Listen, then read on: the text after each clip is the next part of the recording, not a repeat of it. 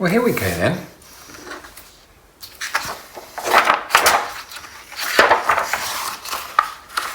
Ready for our lattice fold. I'm just going to use the lines on my template to help me fold.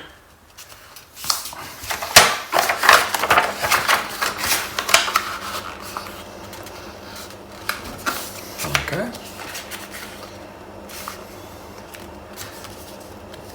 I can easily line up all these with the pre-marked lines.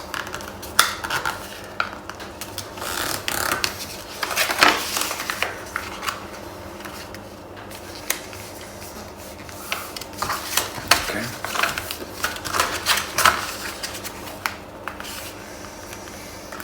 Getting these as straight as I possibly can will make all the difference to my fold. Make some minor adjustments. I'm very happy with that. There we go.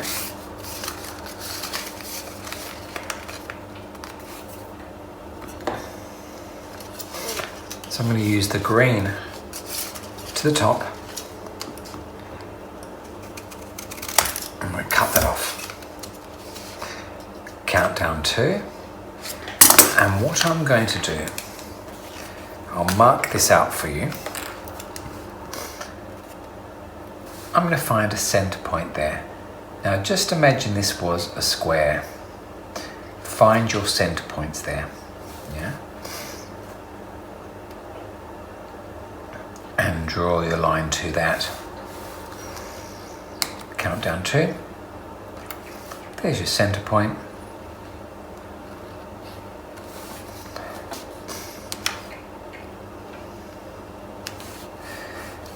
Your line would come from this point, but of course we're setting it off to the center point. Just mark that out.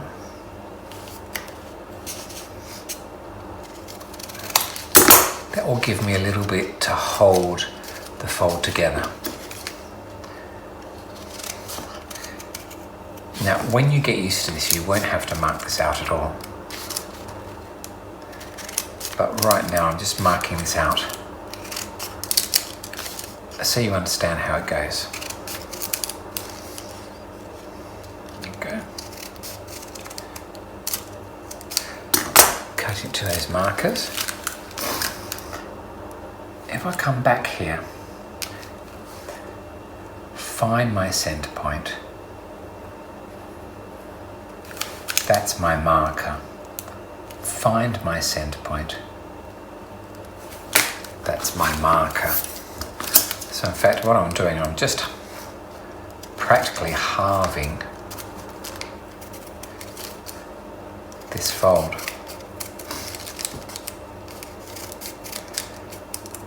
I don't need to mark it out.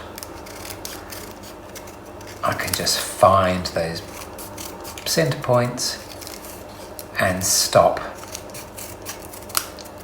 just in time. There we go. I'm happy with that.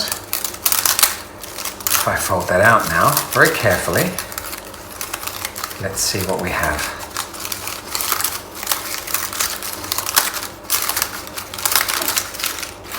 We have what I call a lattice fold. You'll see why I call it a lattice fold. It's quite even. It's quite a nice cut. I'm happy with that. What I'm going to do now is I'm going to start folding. And I'll fold it down to these cut lines. My first fold. And really what I'm doing is I'm concertinaing. But as I concertina, it creates a lattice. That's why I call it a lattice fold. Because there are some folds that I do, like my drawstring origami fold, and they totally fold into themselves. So you notice that they fold really compact. This one's not a compact fold. but it's still a very beautiful fold.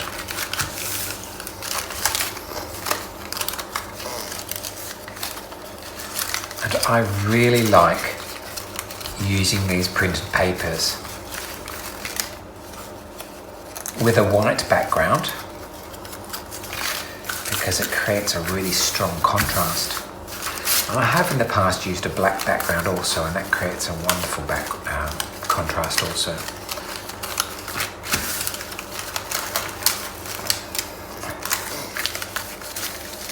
look at that.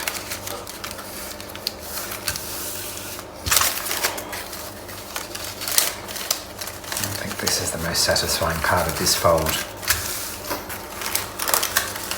Getting a nice neat lattice.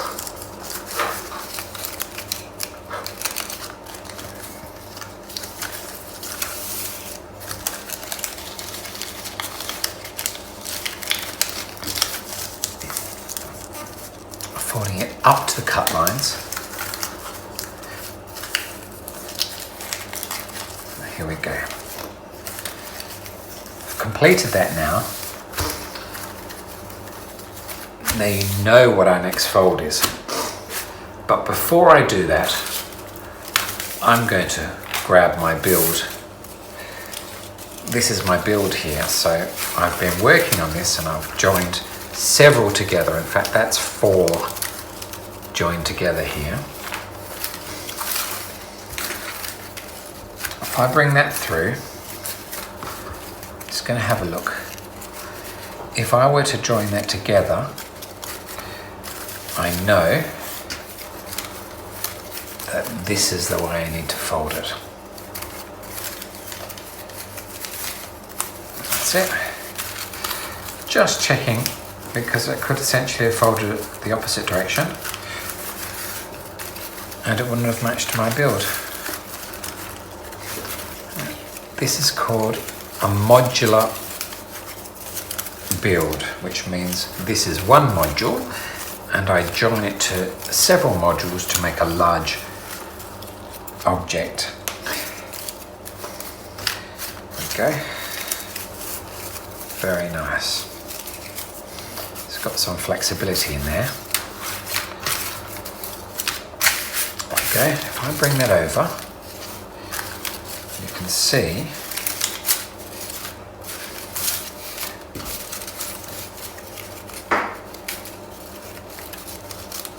that this is going to join on really well. But before I join this, what I'm going to do is I'm going to open up these sides.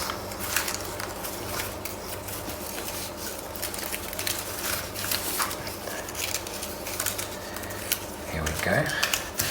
And for this build, just grab a bit of paper for my gluing so I don't dirty my cutting mat. I think what I'll do, often if I was working miniature and I had a really small sections to join, I would use both of these to join. But because this is such a big build, what I'm going to do is I'm going to cut off just the end length there.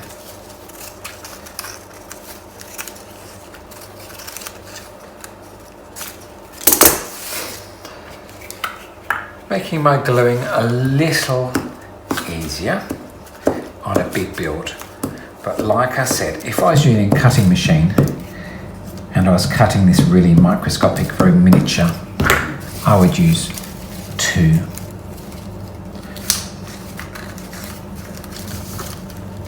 So I'm going to stick these down here. Always with hand build. It's not always perfect, but you really won't recognise the imperfections on a large model. And what I do is I just bend these back into place while the glue is still wet, because it's always got a bit of give.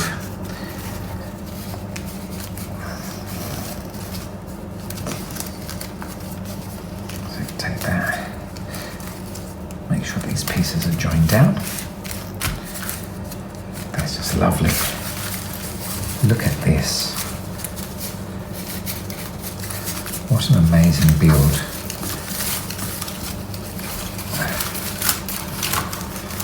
A lattice Kirigami build that makes an amazing mandala shape. Might just be a little bit short of being flat and sitting flat, but that doesn't matter because this build is possibly going to be a bit of wearable jewellery, so a bit of a ruff, say for example. I think this would make a fantastic ruff. Nice Christmas ruff. Worn around the neck through here. Very nice. Okay. Look at the beautiful, beautiful pattern there. Turn it around. Look at that. You know, what I could do right now, I could join it, but I could also, if I was going to turn this into a bauble, I could place holes in this. And in the past I've used a craft drill. Craft drills are really easy with this process. Very time saving, because what I would do is I'd gather them all together and I'd drill down here, going all the way through my build to give a good hole there for threading, and then I'd do exactly the same on this side. Just gathering everything together, I would drill down in here, just like before when we thought about having a square, we would just drill in the centre of that square there. Yeah. Well, I'm going to do something a little bit different here. See, I do want to have the ability to string this up, because I think it would just be amazing to have a string through there. So let's choose which side for the string. Maybe this side here. So what I will do is I'm just going to join 3 together, and instead of using a drill, I'm going to use this hole punch. It's a really fine head on this, really fine punch.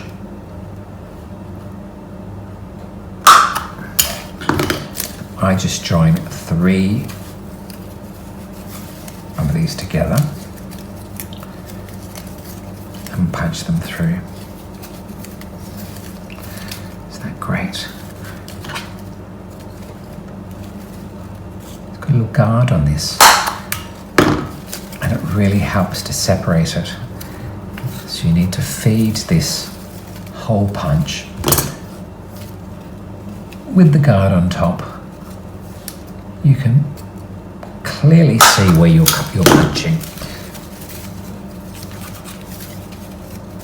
So it's a nice little process. These are really handy tools. You can get them at any craft shop. They're about equivalent to £5.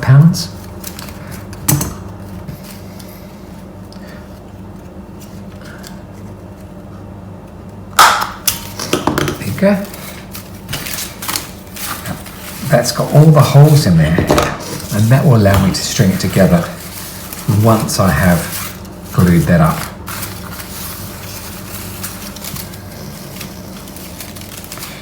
Now, sometimes, even if I'm going to use this as a ruff, I'll put those holes in there because I never really know what form my shapes are going to take, really. Okay. Remember what we did last time? We just flattened this out. Let's have a look. I want to join this together. So I'm just going to flatten that out again. Let's always have a look at our other side. See how we're going with that. Look at that. My other side has already been cut. I don't have to remove any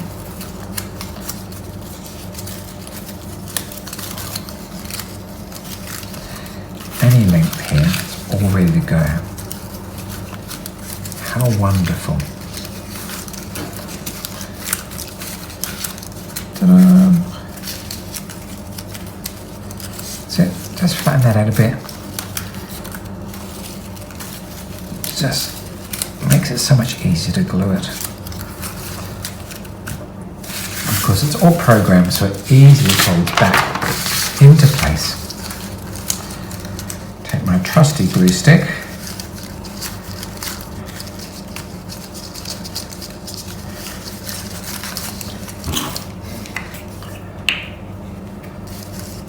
Glue those down.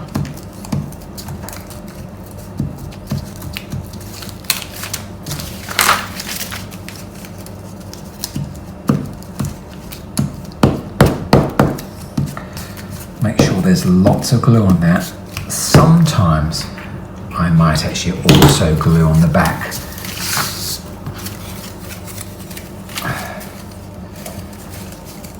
So we have a really strong glue, strong bond.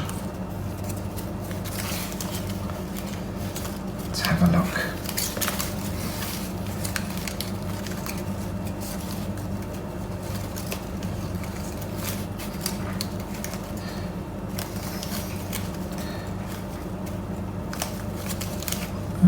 We'll join along this rim here.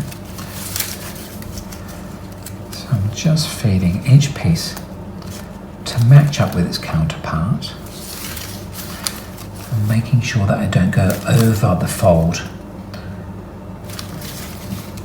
And the best thing about this glue stick is it's got a lot of give.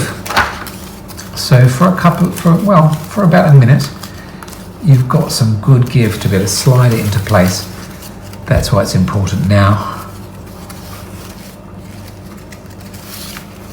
to reposition these tabs into their original positions,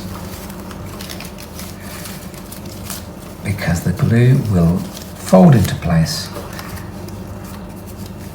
The glue will have a bit of give and it will really allow this join to join well.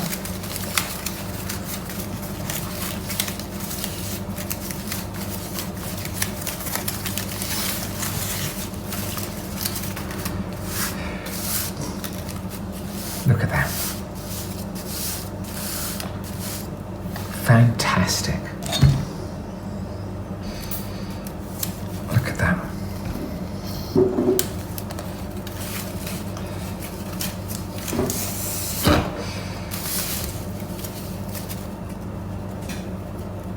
So these holes that I made earlier on are now coming in really handy to string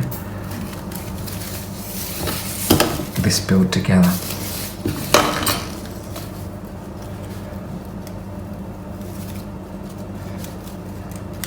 I always use a really nice sharp needle, because if I have to, I can pierce the paper with this needle. If I've forgotten to do a hole, it's really useful.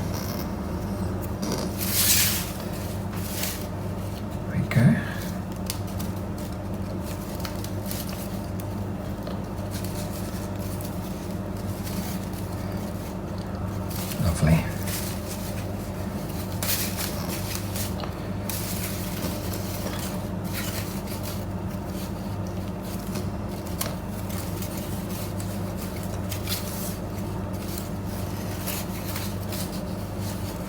String is knotted a bit.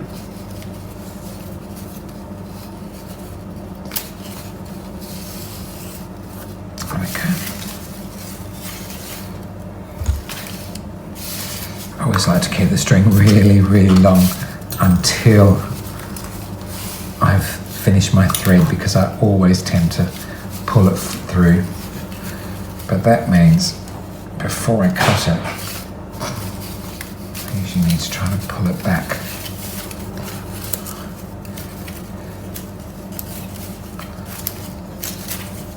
see where the problem lies here.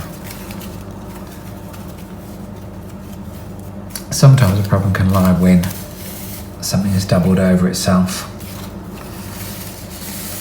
So you have to be really gentle with your builds. There we go. Pull that back. I can tie that off.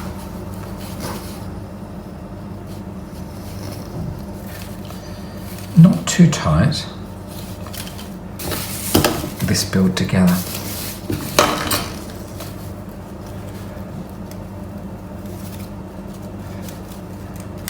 I always use a really nice sharp needle, because if I have to, I can pierce the paper with this needle. So you have to be really gentle with your builds. There we go. Pull that back. I can tie that off.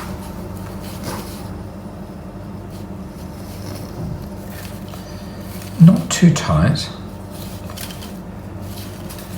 otherwise you'll buckle in here. We want all the pieces to just fit nicely into their little concertina. I could leave that, and I always like to leave that a bit longer because that is something really nice to be able to hang. Look at that. Lovely.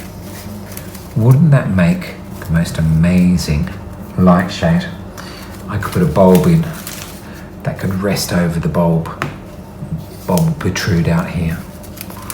That would be just lovely. I hope you've enjoyed our fold today. I look forward to meeting you again. Bye now.